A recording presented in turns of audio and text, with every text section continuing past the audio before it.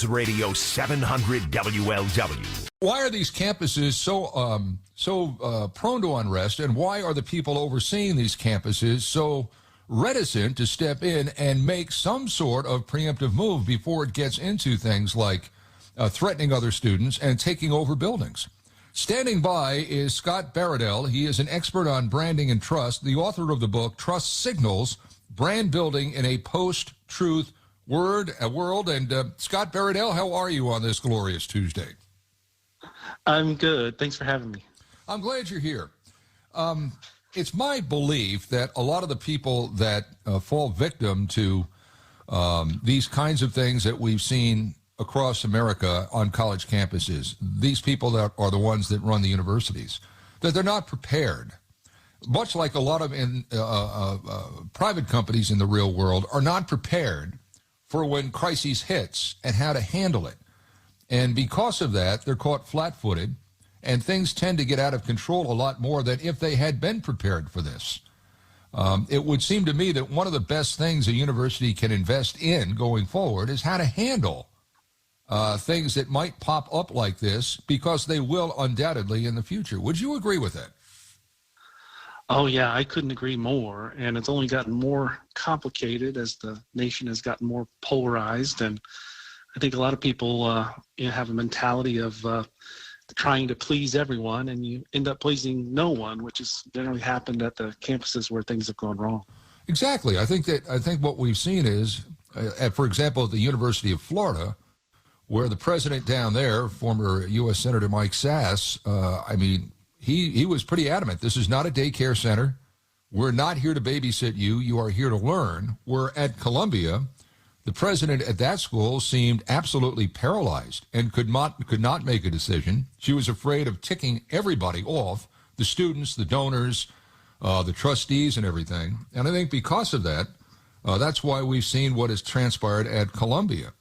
I don't understand why some of these college presidents are as weak-kneed as they are. Is it because they've been booted up the chain? They kissed the right rear ends. They wrote the right theses. They went to the right cocktail parties, and that at the end of it all, that they're nothing more than incompetence that have just been elevated up because, well, like I said, they kissed the right rear end. Well, they do say, some people would say that those who can't do teach, but I would say, and you could say that in some cases, I think we had a case recently of a Ivy League president who stepped down because they actually didn't write their thesis, somebody else did. But I think that, I think, if you want to go broad on this, there's certainly an issue of nuance in academics, right? And this is not a situation where nuance is going to help you. And, in the case of Columbia, the campus was closed down for 6 days before the president even issued a statement. And that's just not acceptable. The campuses that have done well, and you mentioned Ben Sass in Florida. There's also the University of Texas at Austin, which is a very similar example. They communicated to the public, hey, this is how we're going to handle this. We've got rules, no encampments, no amplified music. We've got these rules. If they're violated, we will take these down, we will act, and we will be firm about it, and no exceptions. And that's what happened in those cases. And some people may say, oh, they came in too harsh. But you know what? They communicated what they were going to do, and they did it. And then there's some places like University of Minnesota and others that have taken a little softer line, but they had a line at least. And so the case of University of Minnesota, they've negotiated things like, oh, yes, you can present your case for divestment to our Board of Regents or things like that. But they still were able to shut it down before, in their case, before final exams, let alone commencement. So you've got to take a firm hand. You don't have to be University of Florida. You don't have to go that far if you don't want to. No reason why you can't, but if you don't want to go that far, you have to put a line down somewhere. And a lot of these schools just haven't. Well, they're not getting a lot of help from the courts. I'm sure you saw the Time magazine article that was up there, I guess it was earlier this week. Public colleges and universities are bound by First Amendment prohibition on, quote, unquote, abridging the freedom of speech. But after that, the guidance, at least through the early part of the 21st century, is not really all that, it's vague, and the line is not always that clear between when free speech lead to protest, lead to losing that First Amendment right of ability to have free speech. I think no one is talking about abridging free speech. We all have that. You should have that right to express that if you're a student on campus. But when it gets into threatening other students, blocking other students from attending class, and taking over buildings, therein lies the problem. And I think that was the problem really for Columbia. There were laws that were being broken, and the president failed to act. But there's nobody, I think, that is saying in any way, shape, or form, at least no one that I know of that has half a brain cell, that you're not allowed to express yourself publicly and in a peaceful manner. I don't think anybody is arguing against that. I haven't heard that. Have you? No, and in the case of, say, University of Texas and University of Florida, they do allow and did allow protests within the guidelines of what's allowed on campus. And the guidelines are generally around what's not going to bother other people. Once, your freedom of speech ends, when your fist is about an inch from my face, you cannot, your free speech does not, it stops at the point where it's affecting other people. And in the universities that have done the best here or have been clearest here have been the ones that have not been wishy-washy about that.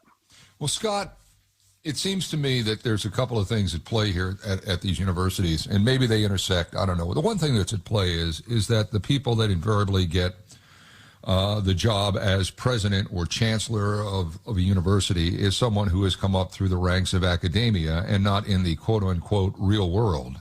And I think universities would be well advised to start looking in that direction rather than people that have just basically been in their little cloister that read each other's papers and go to the same cocktail parties and harumph about this and that. I think that, and also hiring, it could either be somebody internally or an outside agency or someone internally that works with that outside agency to just handle these flare-ups when they occur.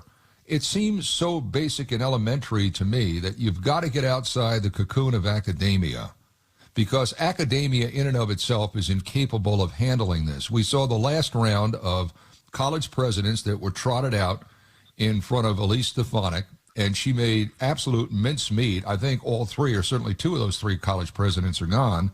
Now we got three more coming in from UCLA, Yale, and Michigan, and the guy that's coming in from Michigan used to be the president at the University of Cincinnati. I think until and if colleges go down that realistic world of embracing the outside world when it comes to promoting people to presidency and leadership, and also have some sort of plan in place with some kind of professional crises management team that can deal with these kinds of things, I think they're just asking for trouble in the future. Would you agree? Oh, absolutely. But, I would say that a lot of brands have made the same kind of missteps. Think about Bud Light is a great example with Dylan Mulvaney and the aligning with a transgender influencer. And what did it do? It's not that you could say that it didn't research its audience very well to know who it should be aligning with and its values, but then it made things worse by reversing course. So it ended up making everybody mad. And that's what Columbia's president has done. First, she, allows all of this to happen, everything to be shut down, campus disrupted. Then she brings in the cops, so which is it? And so she ends up frustrating all sides. And that's the worst thing to do. And that's what happened, and it has happened in too many of these cases.